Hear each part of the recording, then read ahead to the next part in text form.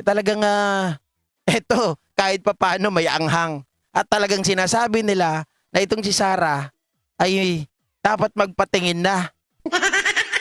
Nasisiraan na po ng utak, ng ulo at may tornilyo na nalaglag kay Sarah.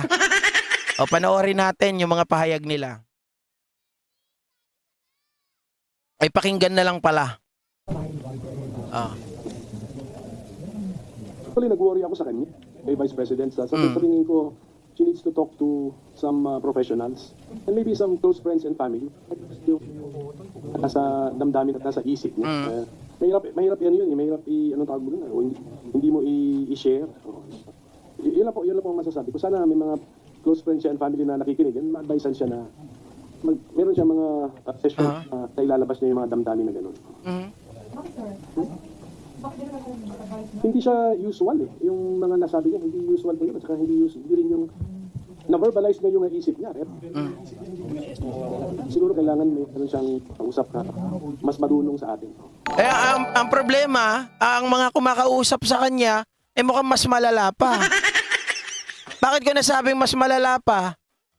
Biruin nyo, sabi niya kanina sa interview, di ba? Marami siyang mga legal expert na kinakausap. Sa makatuwid, mga kababayan, lumalabas po dito yung mga legal pa-double check nga yung may umuusok. Ano yan? Tingnan mo nga.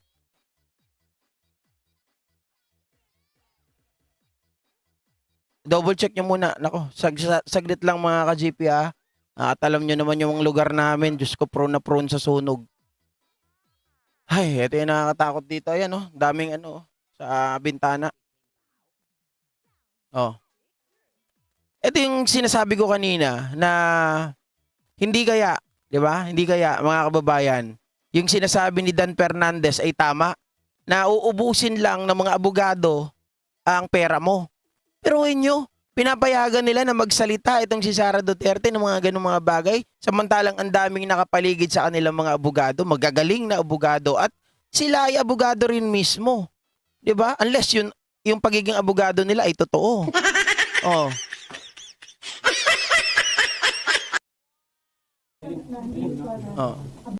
Bulgogi rice, kay sarap lutuin. Try the Loko tong patalastas na to Hindi talaga ako masyado makatao. Sabihin ko na lang strange. Hindi ko nga alam, kaya kailangan niya may kausap na mas marunong ka sa akin. Kado naman ibang field ang kailangan. But of course, family can also help. So, dapat may close family.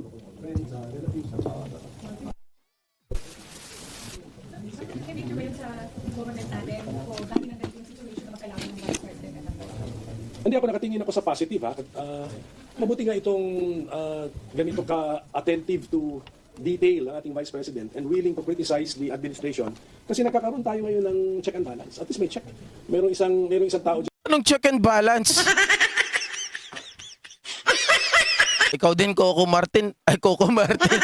Coco Pimentel, Huwag mo kami pinaglololoko. Hindi naman nagkakaroon ng check and balance dyan Kung siya ay masyadong atribida ang tawag dyan. Diba? Atribida kasi, piruin nyo, mga kababayan, mabuti sana kung sa issue lang ang pinag-uusapan. Putya, umuhugot kung saan-saan Diba? Ikaw, abogado ka rin mismo na alam mo, sabi mo kanina, kailangan na itong magpa-check sa mga expert. Alam mo na may kulang dito kay Sara Duterte, tapos sabihin mo ngayon may check and balance. Hindi check and balance yun. Attentive to detail ang ating Vice President and willing to criticize. Attentive to detail daw. And willing to criticize. Kinikriticize niya ang natin, administrasyon. Pero yung attentive to detail yan ng 2016 pa hanggang 2022. Hindi yan detail kung saan, tingnan nyo mga kababayan, makakatulong ba sa gobyerno natin yung kanyang binobrought up na nanghingi daw ng, actually napanood ko na yung video Napanood ko na yung video doon sa PMA graduate na nanghingi po ng relo. Napanood ko na. Hindi naman mga kababayan, sa totoo lang. Yun ba makakatulong yun sa gobyerno natin? Sabi mo, attentive to detail. willing to criticize the government. Do you think that will help the government kung ibibigay ni Pangulong Bongbong Marcos yung pagkamahal-mahal na relo niya? Kung yun ay may sentimental value? Kasi ang mangyayari niyan, tinuturuan natin maging buraot. Di ba? Tinuturuan natin maging buraot. Yung mga PMAers na yan, nakakagraduate pa lang. Eh baka mamaya, pagdating na sila ay nakapwesto na, putya, mga kababayan, baka mas malala pa yan sa mas malala. Lahat sila mababayaran. Di ba? Kasi naghahangat na kaagad sila ng mga bagay na dapat pinaghihirapan nila. Gusto nila easy to get. Hihingiin nila ng basta-basta. Di naman pwedeng ganun lang. Kung pinagbigyan kayo ni Digong dati na nagbigay siya ng relo, bakit? Tingin nyo, magkano yung binigay na relo ni Digong? Di ba? Oh. Sabi ni Alit Murhoy, Marcos Romualdez, pabor kayo sa mga adik. Kawawa naman ang bansa natin. Anong naging pabor sa mga adik? Oh. Ang sabi nyo, protect the Constitution. Di ba ang sabi, adik man yan ay nagbabago din. Bigyan ng pagkakataon. Oh. Eh kaysa naman yung, putya, sabi mo, puputulin mo, wawakasan mo ang droga, pero yung mga drug lord, walang nawakasan. Yung kalaban lang nila, nawakasan po pwede. The administration. Oh. Kasi nakakaroon tayo ngayon ng check and balance. At least may check. Merong isang tao dyan na inaanunsyo niya sa buong bansa, sa buong mundo na andyan siya to check the administration. So that's a welcome development sa isang demokrasya that there is some... Teka lang, sabi nito, relo, issue, madamot talaga yung adik mo.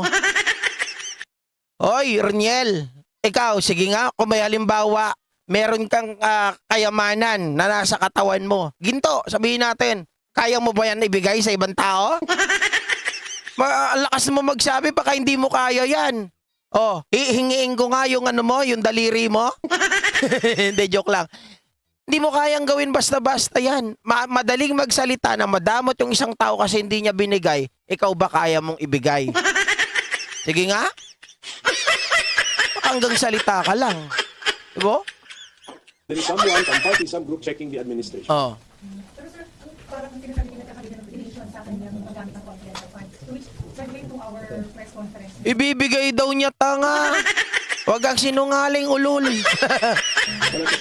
Kaya hindi mo nga malink eh. Hindi mo nga malink yung dalawa. So, sana tinanong ninyo siya. If you were there sa press con, ano naman masasabi niya doon sa House hearings about the expenditures of the Department of Education while she was the secretary. Sana tinanong siya para nabigyan siya ng opportunity to respond. So how would that affect your take on the proposed OBP budget, sir? Kasi wala na confidential funds, sir, pero iba sa tinitingnan din yung past, yung pagkakita ng pondo in the past. Sa Senate, although nag-hearing kami using NEP figures, yun eh. Ang formal na i-take up namin sa floor would be the committee report ng aming Committee on Finance na ang kanya namang ipaprocess ay yung General Appropriations Bill na galing naman sa House. So that means mag-uumpisa kami most likely sa mas maliit na halaga. Hindi doon sa presented ng NEP na 2-something billion. Ito yata less than a billion na. So yun po pag-uusapan namin. Ako naman, Diba? Ayaw nyo lang imbestigahan si Sara kasi wala din kayo mapapala, hindi nyo kaya. Hindi kagaya ng House na kayang-kaya nilang imbestigahan si Sara sa kanyang mga kalokohan. Lalo na dyan sa confidential funds. Diba? Eh, kaya lang naman mga ka-GPNatics ang nakikita ko, kaya House ang nag-iimbestiga niyan kasi mga kaalyado ni Sara nandyan sa Senado eh. Diba? Hindi. O, ito pa, yung sinabi ni Boying Rimulya, kasi yung dito sa umpisa lang pala yun kanina, no? Nasali pa itong sila. Masakit na talaga kasi lalamunan. Diyos ko. Mga pronouncement po ni VP Sara nitong, lalo na nagpa-press con po siya. Very disturbing for a person of her rank, second highest official of the land. The remarks are unbecoming, I think. And it does not augur well for the dignity of the office. So we have to treat the office as sacred, I mean, in many ways. And to speak that way is unbecoming. May sabi pa siyang papahukay daw yung former president. Well, that's very disturbing. If a person can think that way, and she holds a very high position, I think it's very disturbing. Lahat naman tayo, hindi natin gusto yung narinig natin. Yung sa legality nun, sir, ano yung masasabi niyo? Yung parang ipapahukay, tatapon, so Ano yan, marami kasing approaches dyan, no? Pero it desecrates the memory of a person, it desecrates the peaceful state that he must be in, having already perished, and you disturb the body. And there are many other moral principles that are being violated. And we're looking at the legal aspects also. We're conducting a study. De, tama yan. Kasi sabi nga natin, sabi ni Boyeng Rimulya, that's very unbecoming. 'Di ba? Hindi yan angkop bilang isa sa pinakamataas na posisyon ng ating gobyerno nagsasalita ng ganun.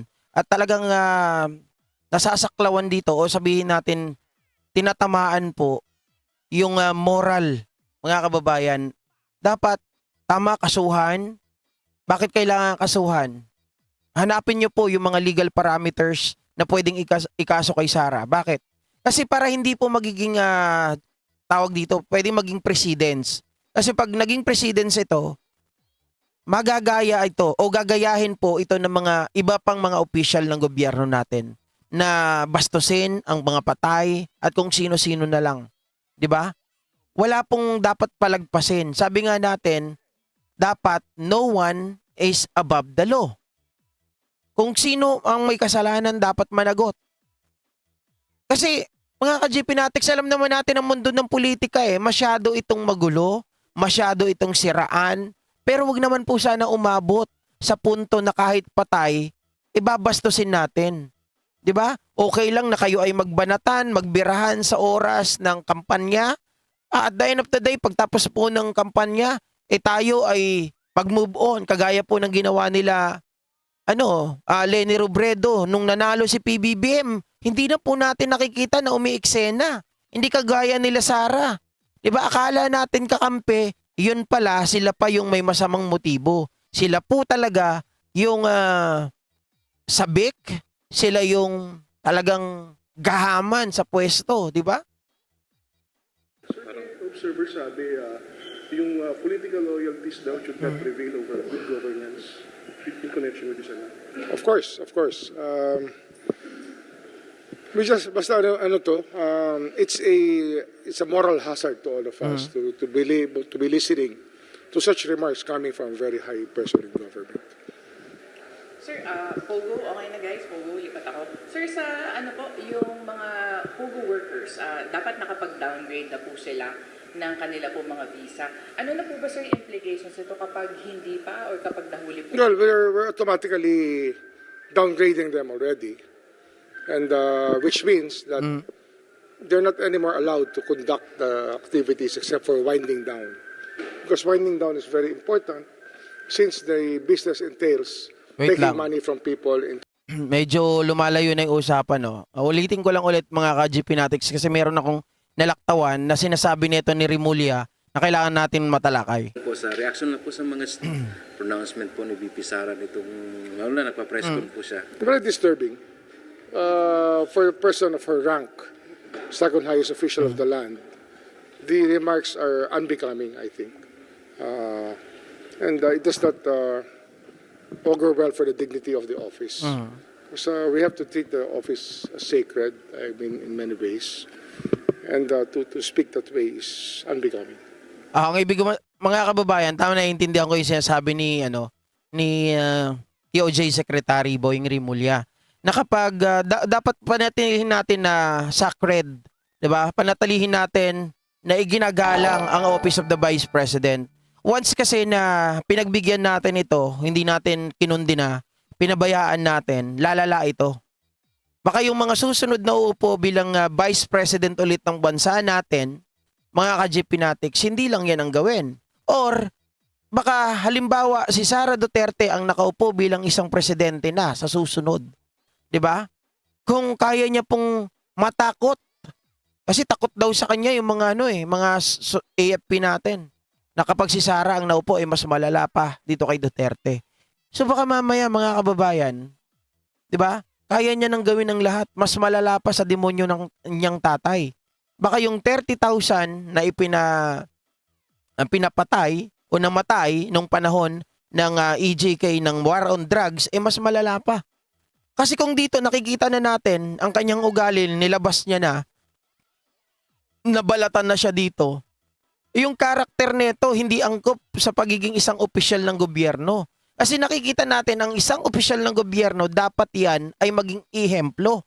Dapat yan ay, lalong-lalo na sa mga kabataan, kaya mo bang ipaliwanag yung Vice President natin doon sa mga kabataan na ito ay huwaran?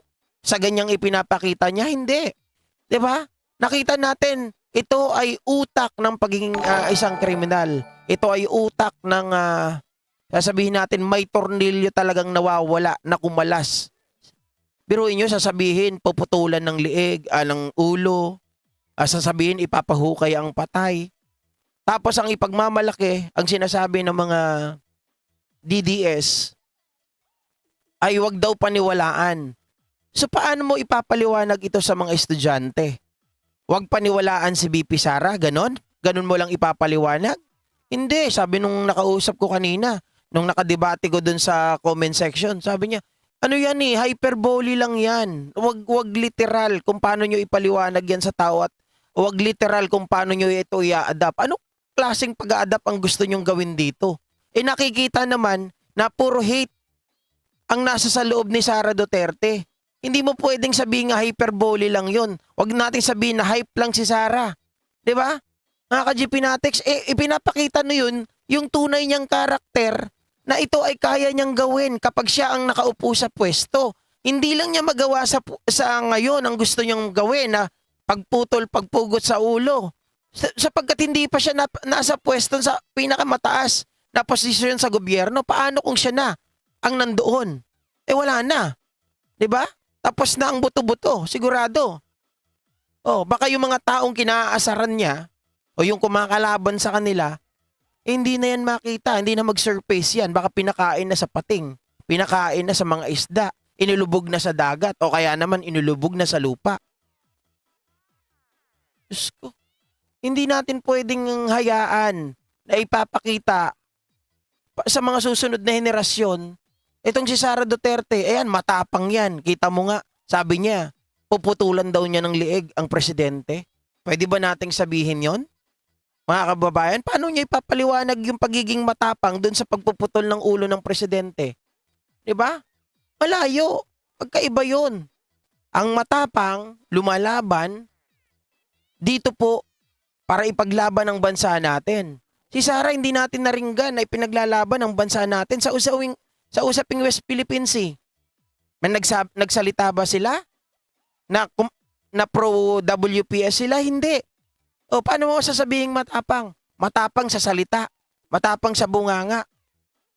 Hanggang ganun ang kaya nila. Hindi natin nakikita yung pagiging matapang kasi, wag dun sa sarili. Wag dito sa mismong natin. Ipakita natin yan sa ibang bansa na umaagaw dito sa ating pong teritoryo. Hindi yung presidente ang titirahin mo, pupugutan mo ng ulo, palibasa, hindi mo nakuha yung gusto mo. Ganun ba yon? May sabi pa siyang papahukay daw yung former president. Well, that's very disturbing. If a person can think that way, and she holds a very high position, I think it's very disturbing. Lahat naman tayo, hindi natin gusto yung narinig natin. Yung sa legality nun, sir, ano yung masasabi niyo? Yung parang ipapahukay, natapon, so Ano yan, marami kasing approaches dyan, no? Pero it desecrates the memory of a person, it desecrates the peaceful state that he must be in, having already perished, and they disturb the body. And there are many other moral principles that are being violated. And we're looking at the legal aspects also. Ayun. There are many moral mga kababayan na talagang hindi po hindi maganda. So ngayon, sinasabi natin dito, matapang si Sara Duterte. Sabi nyo? Matapang si Sara Duterte. Kung matapang 'yan, bakit hindi nila daanin sa legal? Sabi nyo si Duterte, matapang, may kamay na bakal. May kamay na bakal saan? Pinapatay yung mga maliliit na tao? Yung malalaking tao? Ha? Kaya ba nila? Hindi nila kaya. Anong ginawa nila dun sa mga tao na kumakalaban sa kanila? Pinapapatay. Kunwari, nasa drug list. Kung matapang sila, eh bakit ayaw nilang humarap sa Quadcom? Oh. 'Di ba? Bukas pag-uusapan natin bago magsimula yung Quadcom. Pag-uusapan natin yung pag-amin ni Duterte tungkol kay Garma na totoo yung sinasabi niya. Meron siyang sinabi doon tungkol kay Leonardo na ang kailangan kunin yung INC. Na ano ko na yan sa previous pero mas more tatalakayan natin more detail na pag-uusapan natin bukas. Yung tungkol sa bagay na yan. Yun ay pag-amin na ni Duterte na meron talagang perang involved. Na meron ding reward system. Oh, sabi niyo matapang, ba't ayaw humarap doon sa mga aligasyon sa kanila? Sabi niya nung una, a-attend daw siya. Anytime, a-attend ako. Oh, nakita ko kanina, meron ng mga nagbalita, hindi daw pupuntang Gaga. Hindi daw pupuntang loko-loko. Sige nga. Diba? Desecrates the peaceful state that he must be in, having already perished, and he disturbed the body. And there are many other moral principles that are being violated. And we're looking at the legal aspects also. We're conducting a study. Hindi ako magaling, no? Pero yung pag sinabing moral principle, mga ka-GP Natics, yan yung yan yung ang pagkakaunawa ko diyan, yan yung mga old tradition natin. Oh, nandito na naman tayo sa old tradition. Kala ko ba ayaw mo ng old tradition? May old tradition na talagang kailangan nating sundin. 'Di ba? Lalong-lalo na pag dating po sa pagiging makatao, sa pagiging ikaw ay pantay sa yung pagtingin sa yung kapwa, hindi ka nangaapak. Pero yung old tradition na alam mo ng old tradition na meron ng saklaw na pagnanakaw, meron ng problema, gusto mo sundin pa rin. Hindi yun ang sinasabi ko. Ang sinasabi ko dito, moral aspect, mga kababayan. 'Di ba? Na kailangan nating tingnan. Hindi na kasi maganda, patay na yun. Kakawawain mo pa. Patay na yun, gaganunin mo pa.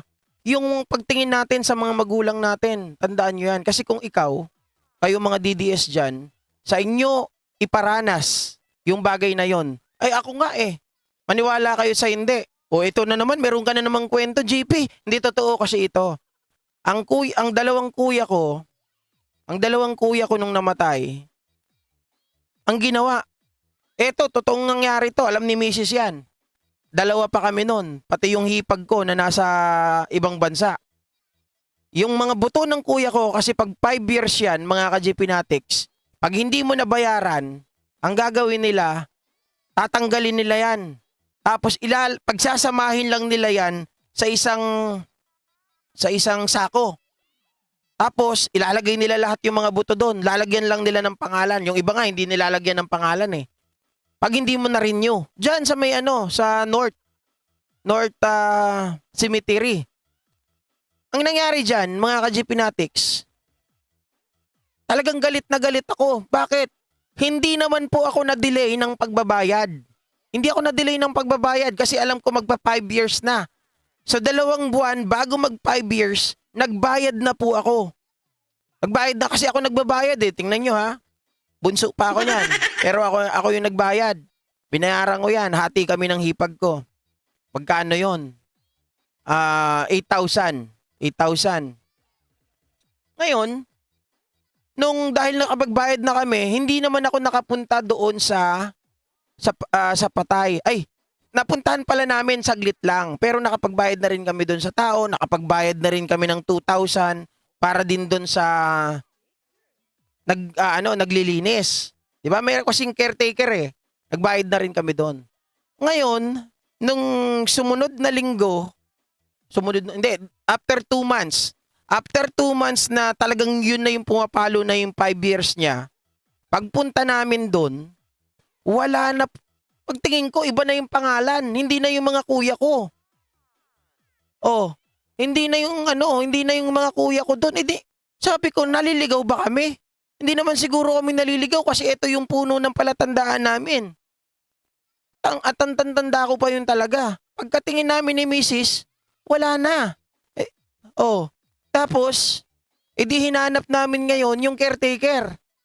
Ang ginawa doon, mga kababayan, nung hinanap namin at tinanong namin, nakipag-away pa talaga ako, ambalusin ko na nga ng tubo noon eh.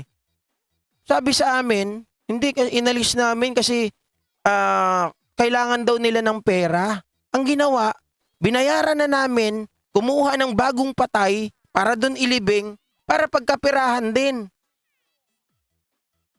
Tapos ang ginawa doon sa aming mga buto ng mga kapuya ko, inilagay lang doon sa, ano tawag doon? Sa nicho ng mga baby. Hindi mo sumasagot si Mrs. kasi alam niya. Diba? Doon lang galit na kami. Nakipagtalo ko ng gusto doon. Kapag hindi nyo ibalik yan, wawaraking ko yan. Sabi kong ganun. Hanggang sa dumating na lang yung pagkakataon na sabi ko, sige, wag na lang. Ibalik nyo na lang yung pera ko dyan. At papauwi ko na lang sa probinsya yan. Hanggang sa hindi pa rin kami nabayaran. Ayoko na rin Pero talagang isinumpa ko yung caretaker na yun. Kaya pala tinanggal doon para palagyan ng ibang patay. Kasi nga, kumikita sila doon eh. Magkano yun 5 taon sa pagbabayad noon? Kasi 5,000. Piso kasi isang araw, di ba? Piso isang araw. So lumalabas yun, 1K isang taon. So 5,000 doon sa caretaker. Sabi niya, hindi, kulang ka pa eh. Anong kulang? Pinagsasabi mo. Nung half year, binayaran na kita ng 2,500. Tapos sumunod, binigyan ulit kita 500. Tapos 2,000, kaya naging 5,000 yun. Plus yung bayad ko doon sa yung renewal na 8,000. Sabi ko sa kanya, ibiruin mo mga kababayan, mga simula nung umaga hanggang gabi. Inabot na kami ng hapon, magtatakip silim na eh. Bago namin nakita yung aming kapatid nandoon sa lechon ng mga baby. Doon lang inilagay, nakasako. Siniksik lang doon. Alam ko yung na mararamdaman mo kapag yung pamilya mo kahit patay na yan, nandyan pa rin yung pagpapahalaga. Yan ang sinasabi dito ni Boying Rimulya. Di ba? Pabastusin nyo kayo, hindi ba kayo magagalit? Magagalit kayo. Kamag-anak nyo yun, mahal nyo sa buhay yun. Hindi nyo na nga makikita yun eh. Pero, ang pagmamahal, kahit hindi mo nakikita, sa puso natin yan. Mga ka-GP Natics. Kaya pag ikaw, sinabihan ka ng ganun, normal na magre-react ka talaga. Ay, naantay ko rin si PBBM dito na magsalita eh. Si Amy, naantay ko rin.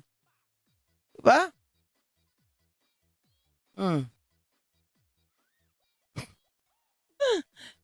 Magpa-drug test daw ako. Uy, Roniel, taon-taon ako nagpapa-drug test. Tandaan mo yan. Kalokohan mo. Ikaw yung magpa-drug test. Diba? Totoo pong pangyayari ang kinakwento ko sa inyo. Kaya ang ginawa ko dyan, dahil wala na nga mabalikan yung kuya ko na, kasi nandun na yung patay eh. Patay pa, pulis pa yung inilagay nila doon. Ang ginawa ko, dahil kasasahod ko lang naman nun sa call center, pinadala ko na lang sa probinsya. Sabi ko dun sa pamangking ko sa tatay, anak ng kuya ko, ikaw na lang magbitbit, ako ang sasagot ng pamasahe, bitbitin mo sa probinsya, dun na lang yan ilibing. Isama na lang yan dun sa nicho nila ng mga chewing ko. Ganun. Pero yung galit talaga, kahit nung time na nagtatawagan kami ng hipag ko, pinakita ko kung saan inilibing yung mga buto ng mga kuya ko, 2 kuya ko kasi yun eh.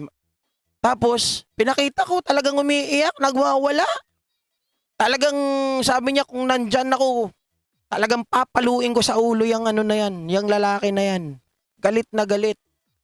Diba? Lalo na ako, gigil ako nun. Talagang nanginginig na yung buong katawan ko eh. Yung asawa ko, inilalayo na lang talaga ako sa lalaki. Kasi alam, ugali ko nito. Pag nanggigil ako, talagang hindi ko talaga hindi ko talaga paliligtasin. Lagi kong hawak yung yung aking parang batuta. gamit ng pulis. Hindi yung batuta lang na yung humahaba. Diamond cut yun. Ay tawag dito. Full metal yun. Na mabigat talaga siya. Yung kung nakikita nyo yung mga pamalo ng gwardiya, hindi yung kahoy, yung humahaba. Lagi ako may ganun. Kahit saan ako pumunta. May ganyan ako. Pag hinampas mo sa ulo yun kasi yung dulo nun nakakawasak ng kahit anong pinakamatigas na bagay, kahit diamond kayang basagin. Yung ulo pa kaya, tapos yung dulo rin nun, may ganun din. Pwede pag ginanon mo yun dito, mababasag din talaga ang ulo. Nilalayo na ako ni Mrs. Oh. 'Di ba? Yung sabi ng sekretary ay base sa Code of Conduct as part of the government at lalong abogado at may responsibilidad sa Code of Ethics as a lawyer and it might be subject for disbarment. Mga kababayan, alam niyo sa totoo, mahina yan. Joshua Mark Gregory Agum. Bakit ko nasabing mahina? Mahina yung na yon. Kasi hindi mo naman kailangan i-disbar si Sara Duterte. Hindi naman napapakinabangan ang kanyang pagiging abogado At nakikita nyo ba na merong sense ng pagiging abogado yung kanyang sinasabi? Wala. Wala nga tayo makuhang trace na siya ay abogado 'Di ba? Kahit sa pangalan niya, nakikita nyo ba nakalagay Attorney Sara Duterte? Wala. Kaya nga ngayon hinahanap ko, abogada ba talaga yan? Ba't wala nakalagay na attorney? 'Di ba? Kasi tayo, pag tayo ay merong title, yabang natin Talagang inilalagay natin dyan. Wala ako nakikitang trace. Kung abogado man yan, hanggang notaryo publiko lang yan. Kaya sabi ko kanina, mahina yan. Kung tatanggalin mo lang, i-disbar mo lang si Sara, walang kwenta yan. Kasi hindi naman yan napapakinabangan Diba? Hindi nga natin makita yung trace na siya ay abogada. Oh. Kaya, yung iba na lang. Yung ibang kaso